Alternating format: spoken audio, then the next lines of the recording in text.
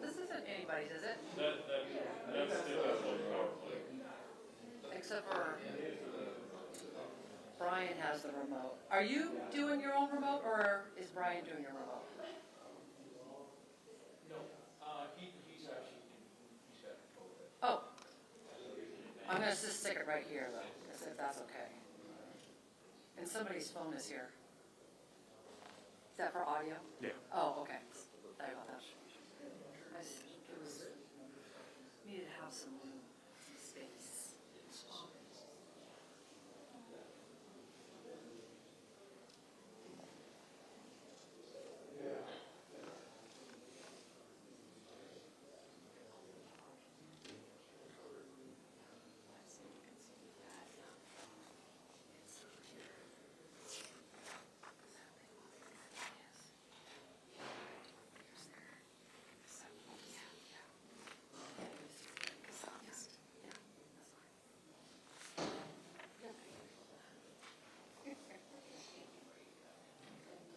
Is everybody ready? This light, I can't see. Yes, I believe we are good. Everybody's good? Okay. This is working? All right, super.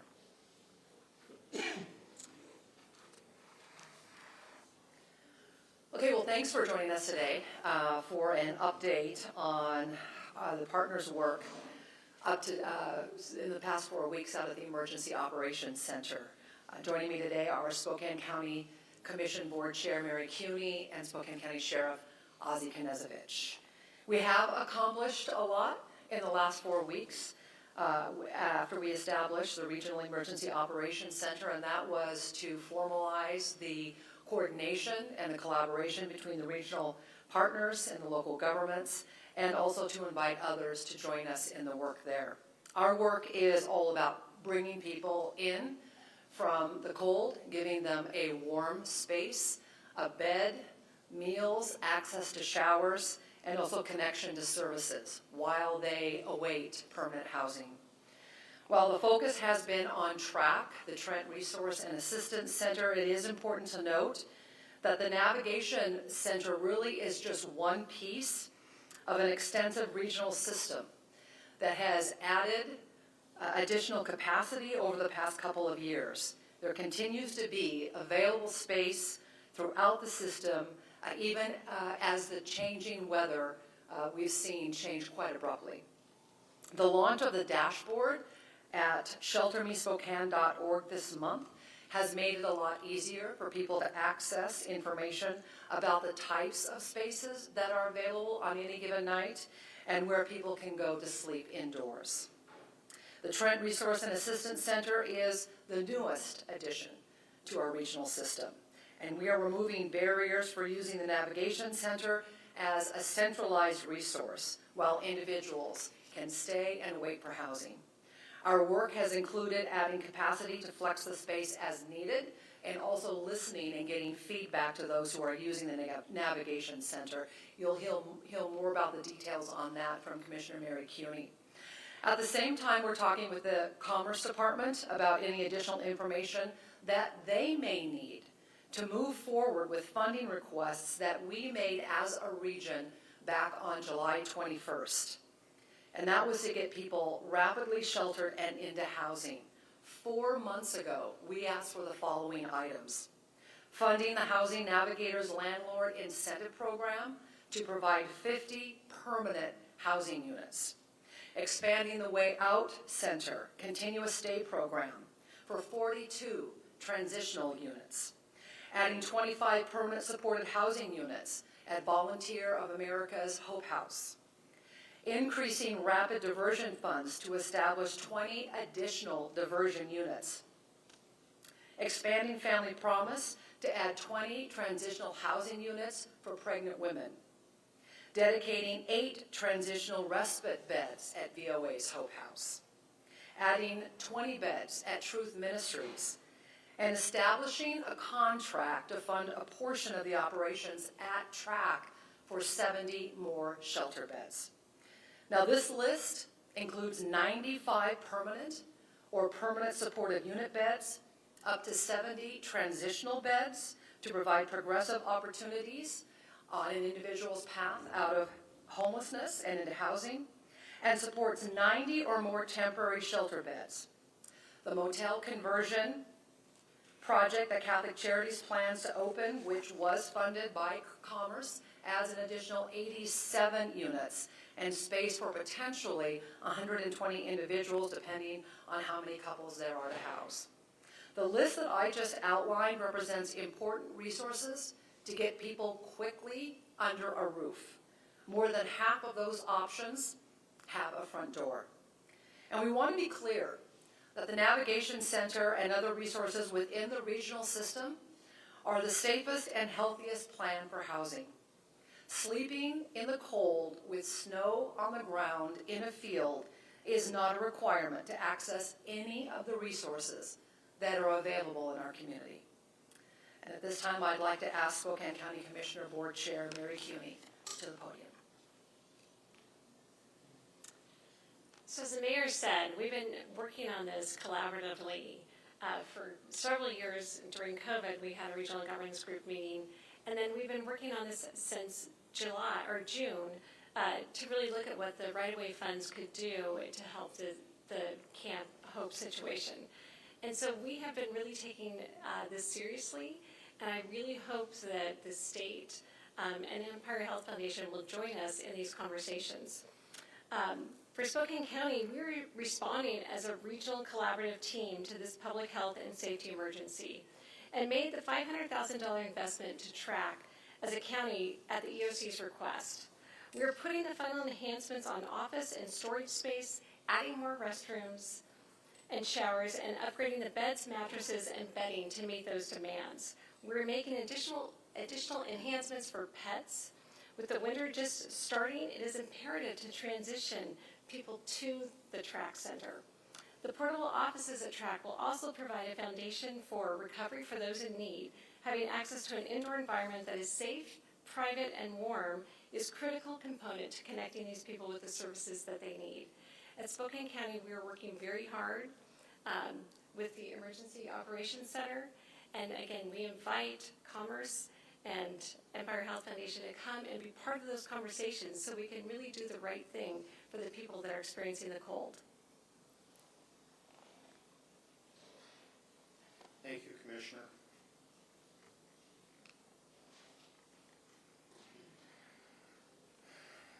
We are fast approaching 1 year since this camp was established. And my question is, why is it that these entities, WSDOT, Commerce, and Empire Health, want another 8 to 12 months to end it? I can't fathom that. The governor was in town yesterday for the GU game and went out and did a photo op with Julie Garcia. I guess my question would be is when the governor is going to come and talk with the elected leaders of this community to resolve this issue.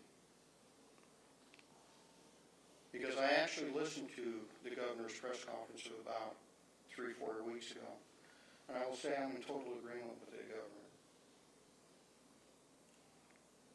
We cannot simply look at for solutions that take decades. We need solutions that we get done in weeks. And what we're finding is, because of our strategy that has been so aggressive on this, we have been able to get people in housing in weeks rather than decades. In part, because we've embraced transitional housing to get people under a roof that is secure with a locked door and storage capacity and hygiene facilities. That has allowed people to become much more stable in their lives so they can move on. That's exactly what the Navigation Center is designed to do. So I wholeheartedly agree with the governor that this shouldn't take decades or years or months, but weeks to get people out of the freezing cold and the conditions of Camp Hope. But why has it taken this long? By the way, I do want to say this, maybe it's obvious, the state is not the only player in this game. To be successful, we have to work with all levels of government and nonprofits. I agree with the governor also. My question is, why is it that we cannot get all levels of government and nonprofits to work together in this county. They have been invited to the table. Why don't they come? What is different about Spokane County versus the rest of the state? What I want to be clear on, though, is that we do owe our neighbors swiftness. We cannot continue to say, in 20 years we'll have a place for you to be.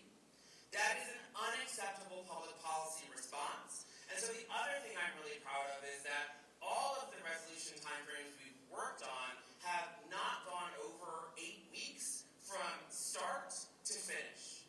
Because once we decide that we are going to run an operation in a location, those folks have our undivided attention and the resources of the system necessary to make their reality fundamentally different. So I ask, is King County really that much different than Spokane County? That we as a local government and the state government and our providers can't come together? And he said the longest they've had is 8 weeks. Why is this months?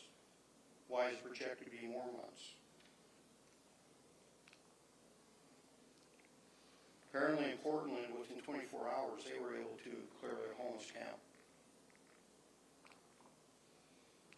So we are making significant progress. I want to talk about the reason we are able to make this progress. One, the public is with us on this. They think it's untenable to allow people to live in squalor along our highways. They understand it's a hygiene and a safety risk. I can tell you that our public is 100% behind us. They understand that this is not the way to do business. We have letters from citizens. We have depositions from citizens, from businesses. The Eastside Business Association has written the governor. Our community is 100% behind resolving this issue. So what makes us any different than King County that can do this in 8 weeks? As you know, this is a safety issue, both for the traveling public and for the folks who've been living in squalor along our freeways. And because of the diligent work of people at our Department of Transportation, our State Patrol, our law enforcement, multiple other local officials, we are being able to remove these encampments and importantly find other housing that is much safer for people so they are not living in squalor along our freeways. I agree with the Governor. Why can't these entities that he just mentioned work with Spokane County and Spokane City to resolve an issue? I will wholeheartedly support the Governor in his statement, sir. Yeah.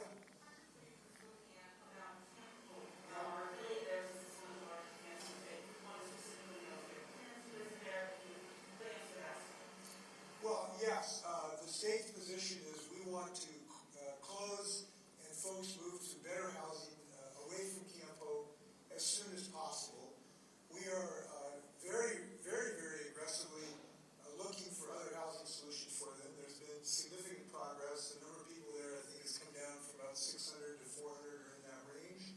There's some new housing units coming in through the city that's going to be available in the 200 range, and we're exploring further steps from there. So what the state wants to do is to transition those folks out of Camp Hope as soon as humanly possible. We know the winter is coming, so that gives us a kind of a target or deadline to shoot for. And we all should be working together to find a solution, which we are doing. And it is a very assertive, aggressive approach by the state to get additional housing opportunities for those folks. Now, some people in the community don't want to see them just pushed to another park in Spokane. They want them to have some other housing situation, so this just doesn't create a Camp Hope too. And that's what we're doing, very dedicated to that, as quickly as humanly possible. I agree with the Governor as far as we need to be working together to solve this issue. But if you notice, he said state, state, state. I don't hear any collaboration when it comes to Spokane. Where's that collaboration? With the elected leadership of this community. Are we that much different than King County?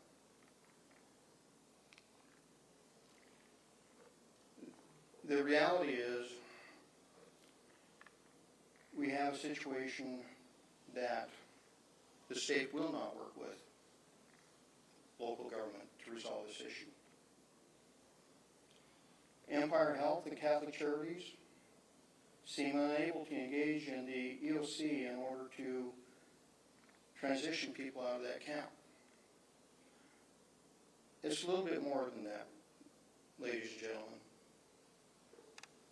Those two organizations have basically been told that they will not work with the local governments and providers that are working with us to resolve this. It goes even deeper than that. Revive, which has a contract with the state and the city of Spokane, we learned today that they have been told that if they provide us any information, and that includes a phone number that directs people to them to help people get out of the camp, that they run the risk of losing their state contract, their state funding, if they work with us at all. How can that be? Because it violates every principle that the governor just outlined in this video.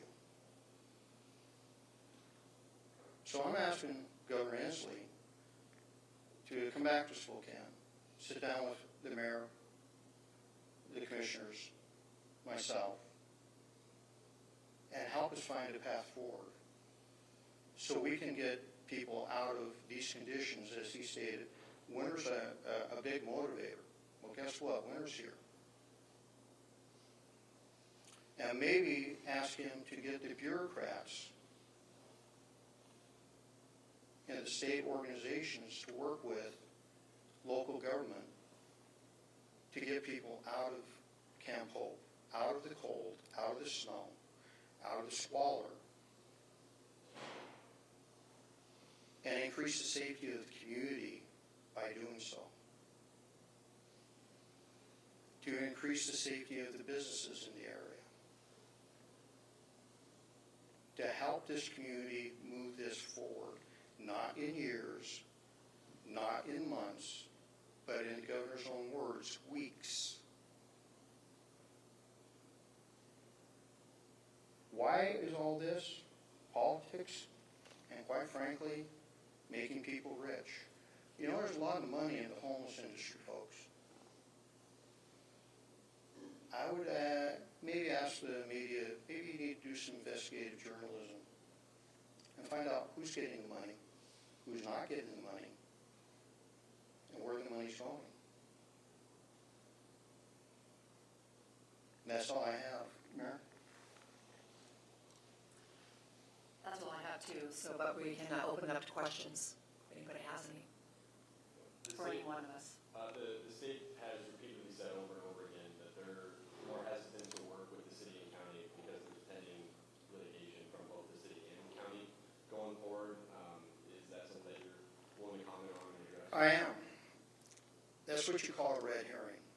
Well, Sheriff, that's a question that... It is. It's really a red herring on their part. Because every legal matter I've ever been in, 90% of them are resolved before it ever goes to court. How does that happen? It's by people getting together and talking about the issue and resolving it before we ever have to go to court. So it truly is a false flag on their part to plant that in your minds of, oh, this can't happen because of a lawsuit. No. They can meet with us anytime. Matter of fact, the individual who filed the federal lawsuit, he and I, the lead attorney, and my attorney met just a week ago. Isn't that amazing? It's not the way they portray it, ladies and gentlemen. They're not being genuine with you. And quite frankly, when they start threatening sub-providers, there's a problem there. What evidence do you have that there have been threats made to providers not cooperating? The evidence is fairly simple. I mean, in a meeting, I asked Zeke Smith, is it true that you've been told not to work with us? And he said yes. Today, Johnny Perkins, on the phone with Revive, was told specifically by Revive that, hey, look, we've been told if we give you any information, we're in big trouble. Catholic Charities will tell you the same thing. So that's where it is. I mean, this isn't, I mean, these are real conversations that have happened.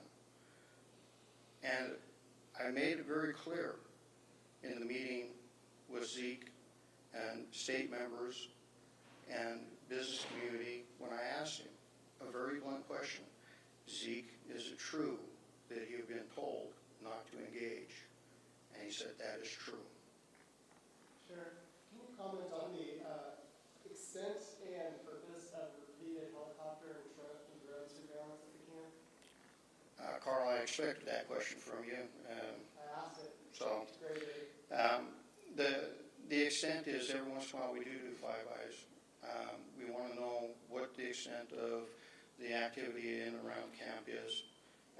We have talked with legal. Legal says it's perfectly legal to do so. Are you using infrared imaging? We use all kinds of imaging. We want to find out what's going on in and around the camp. The camp has actually come to us and said there's criminal activity going on.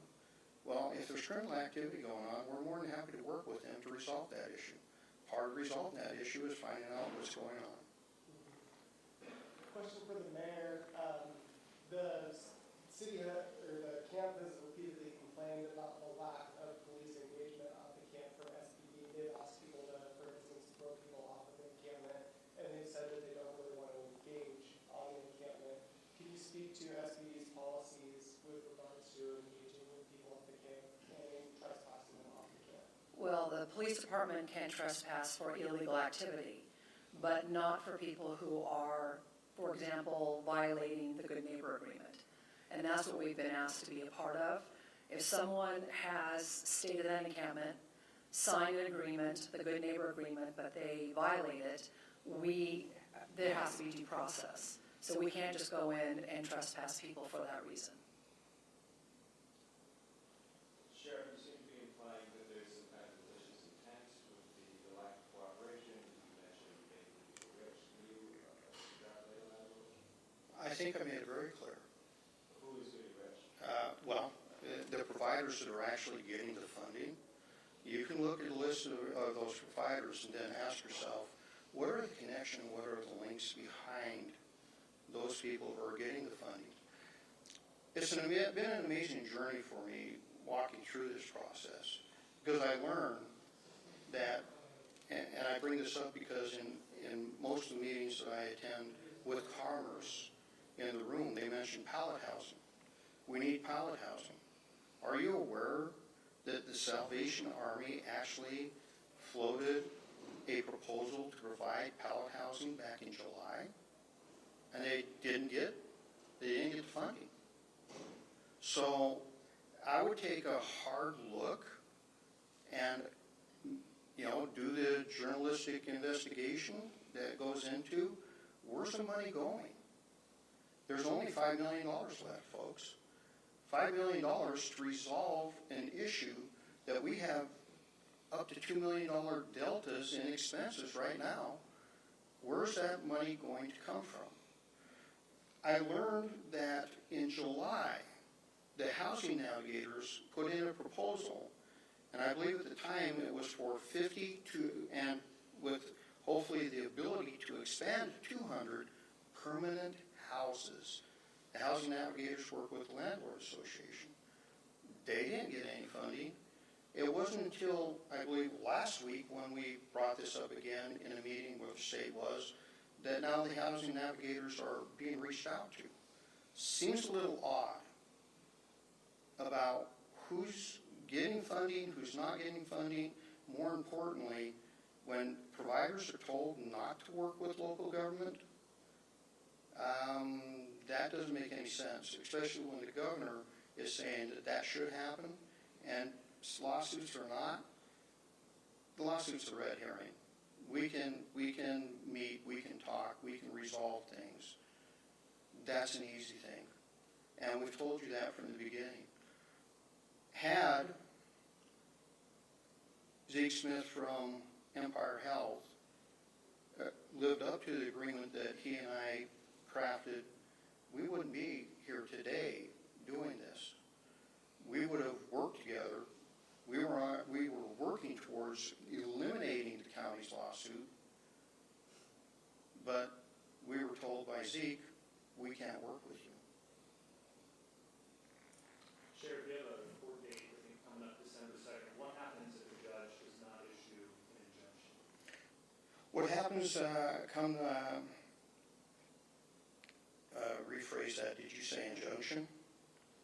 Injunction, declaring it, isn't that what your lawsuit against with Washington, declaring it a nuisance property? Yeah, it would be to declare it a nuisance property. Right. It's an active protest. To this day, it's an active protest. It hasn't changed. The community around it is in big trouble because of the crime. And we're working to resolve this by any means other than sending law enforcement. But that is an active protest, and sooner or later it becomes an unlawful assembly. But what happens if the judge sides with Washington? I just told you, it becomes an unlawful assembly.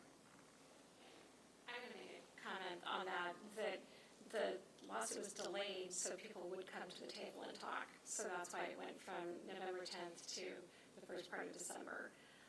The additional thing I will say on transparency is that with Empire Health Foundation now receiving the funding from Commerce, you lose that transparency because it's going from a entity, the Department of Commerce, that is subject to public records request, to a nonprofit that is not subject to public records request. So we don't know the conversations that are happening, unlike if it was going through the city or the county.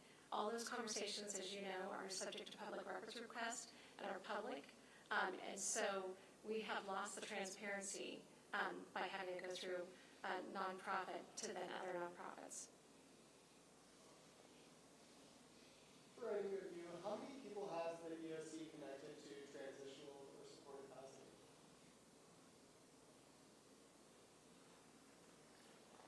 We haven't contacted anybody because we can't get anybody to work with us.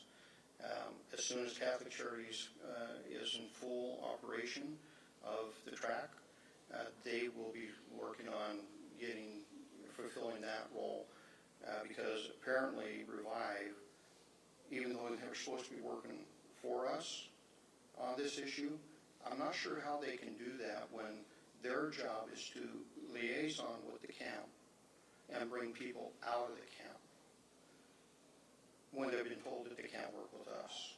So a little bit of a nuance there.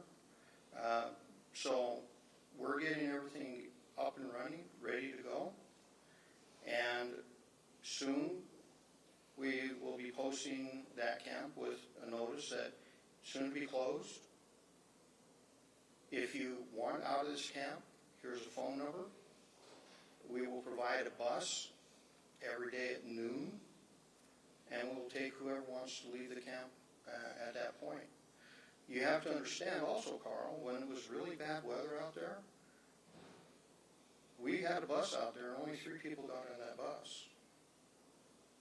So your question as far as how many have we transitioned,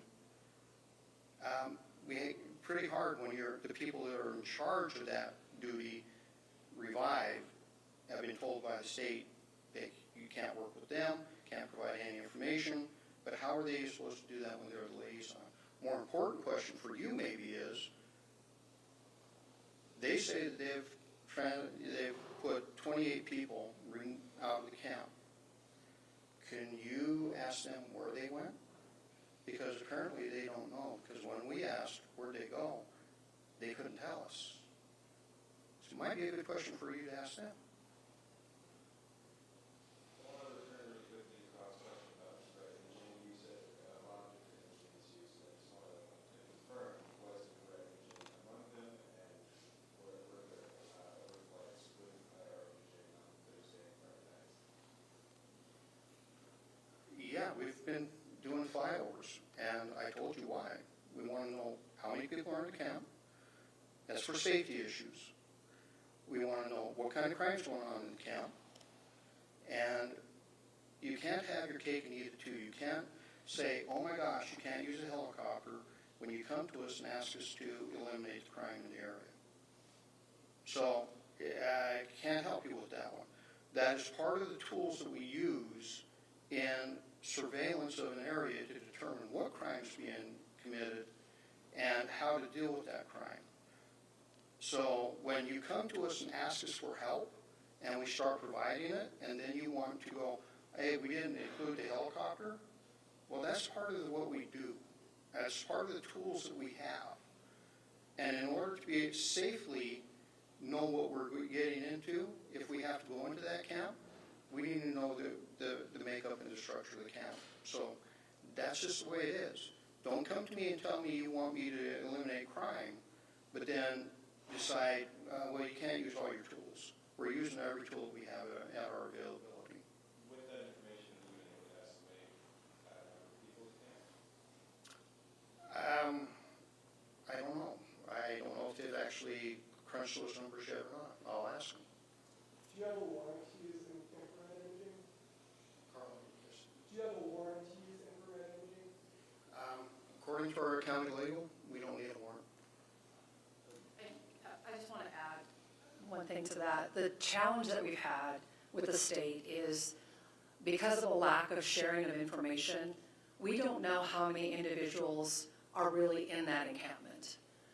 We've been told that a number has been badged at, for example, a week or a week and a half ago, Guy, you did a story where the operators of the encampment said they had badged 468 individuals, yet they only need 268 beds to house everybody in that encampment. So how many people are there really in the encampment? Are there 268 or are there 468?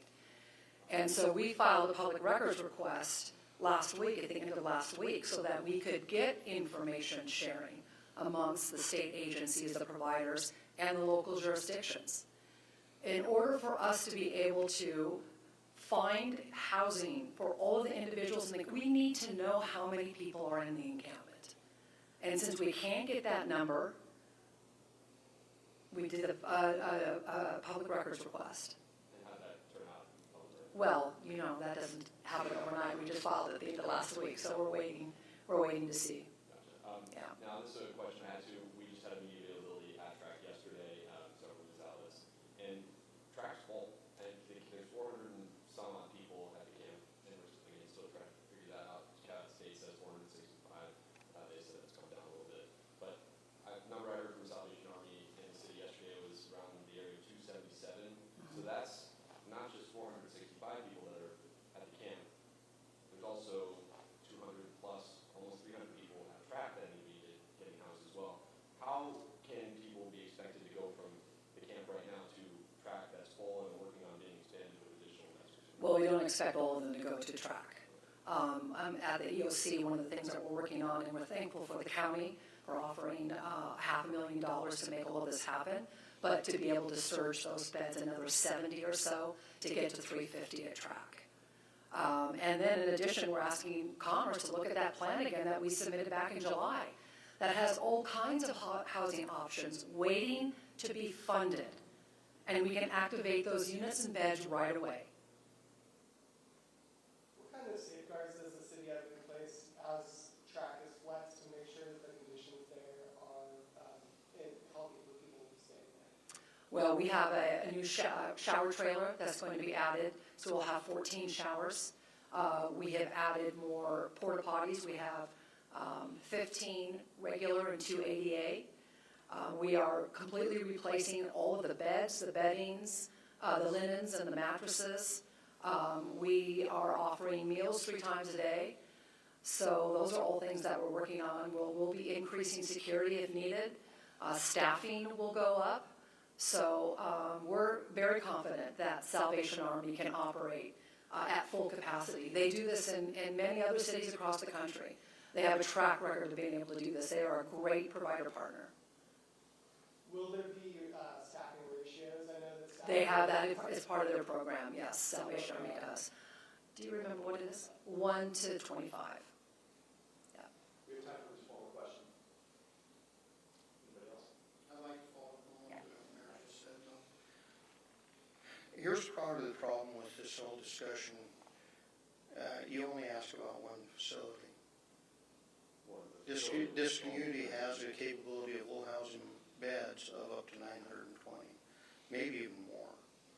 So when we talk about this, it's not all about track.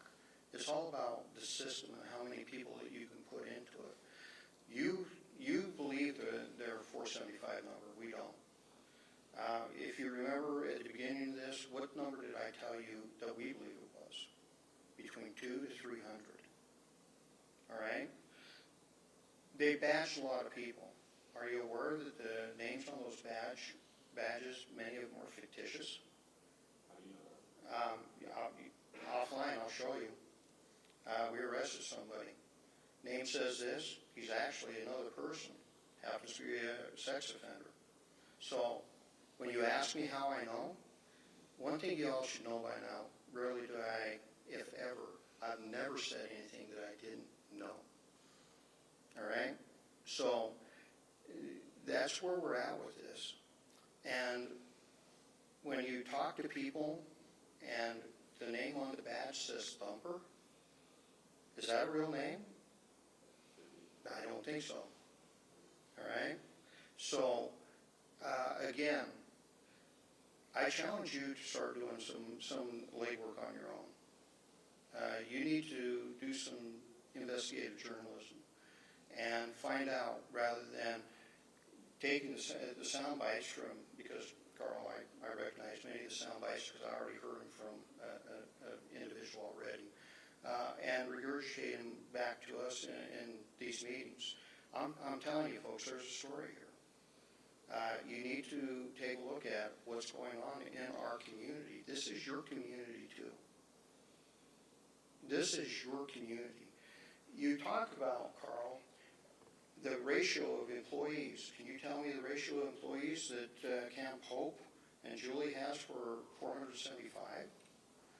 Why are you asking them those questions? Are you writing about that? Are you asking them questions about what makes Camp Hope safer than track? I don't hear those questions, and I never see you write about those. But we get those questions about track, and I have no problem answering them. But I'm just telling you, and I challenge you, please tell me that you can legitimately go out and look at Camp Hope, Camp Wasatch, walk over to track and go, yeah, I'd rather people live in Camp Hope. Please do that, because to me, that is not compassionate. That is very much the lowest level you can force people to. And in my estimation, the state, Empire Health, have done that to those individuals. And it's time that we get them out of those conditions into better conditions, and we free an entire neighborhood, surrounding neighborhoods, from the crime that has locked them. So thank you for your questions. I'll be more than happy to answer more on the sidebar, but I think the press conference is done. Sure, one more question. Mayor Willard, I know we talked about this earlier, but just for the sake of everyone else, were you aware of the overflights in threat imaging? I had heard about them, but I don't get notified when the sheriff decides to do something like that. That's not something that he typically calls me about.